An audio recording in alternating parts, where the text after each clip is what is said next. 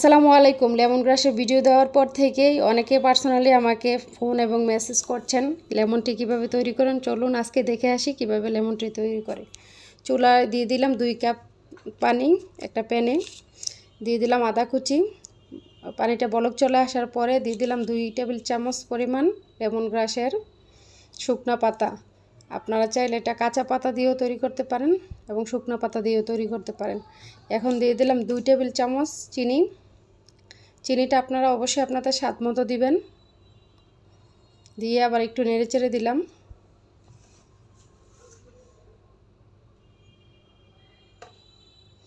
পানিটা বলক চলে এসেছে। 5-7 মিনিট আমি এটাকে এভাবেই রেখে দেব। 5-7 মিনিট পরে আবার ফিরে আসলাম। এখন আমি এটাকে ছেঁকে নেব। ছেঁকে নিলাম। দেখেন আমি কাপে নিয়েছি, গ্লাসে নিয়েছি আপনাদের দেখানোর সুবিধার্থে। কালারটা কি দারুণ এসেছে, খেতে অসাধারণ একটি লেমন টি। আপনারা সবাই বাড়িতে বাসায় ট্রাই করতে পারেন। কালারটা দেখে কমেন্ট করতে ভুলবেন না কার কাছে কেমন লাগলো। আর আপনাদের বাসায় অবশ্যই ট্রাই করবেন। সবাইকে অসংখ্য ধন্যবাদ।